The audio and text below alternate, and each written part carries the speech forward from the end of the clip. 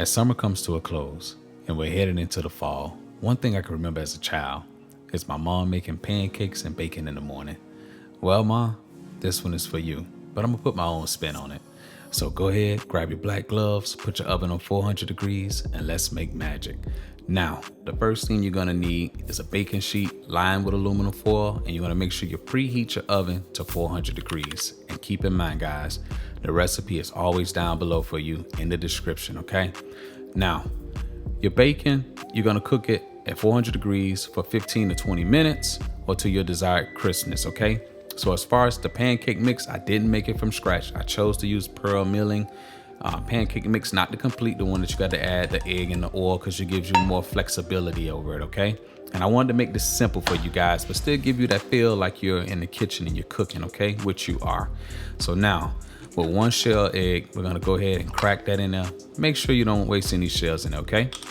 And then as far as the ingredients on this portion, I just literally just followed the box instructions, which is one shell egg and then 1 tablespoon of neutral flavor oil. You know me, I'm always using that avocado oil, okay?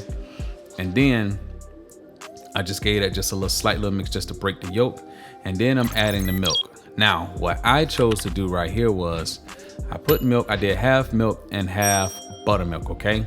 Because that buttermilk, it just gives the pancakes a whole nother element of flavor, because you got the acid from the buttermilk, which also changes the flavor. And then I'm using nice, like really cold milk and buttermilk, because that causes a chemical reaction and it helps them get nice and fluffy when they're cooking, okay?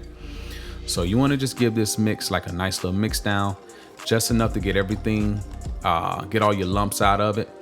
And then once you get it nice and smooth, you just set it to the side like you see mine. And then you're gonna allow the leveling agent to make the pancake batter rise. Then you're gonna get your hot skillet ready, hit it with some pan cooking spray, and then wipe the excess oil out. Then your bacon strips, you're gonna make sure to evenly coat it and then into the hot skillet. Now I have a toddler and she's normally with me on the weekends.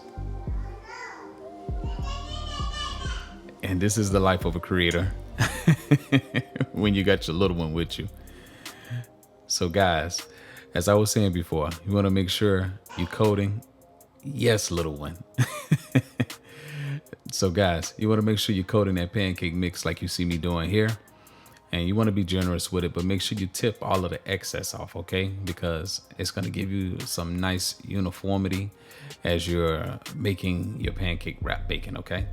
Now, she's super excited because she knows what her father is over here making. When I tell you my daughter absolutely loves pancake wrap bacon, she loves it.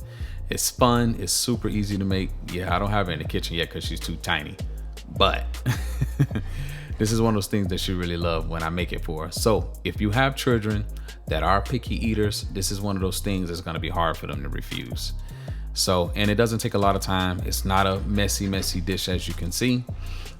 So you can even do this with a pair of tongs. You don't have to necessarily use your hands like I did. You could use a pair of tongs and make this happen as well. So, or you could do it the same way I do it. If you have gloves, you can just use the gloves and it'll make your life easy. And just treat it like you're cooking a pancake. Same way you would cook a pancake. The only difference is you're just putting bacon in the middle of it.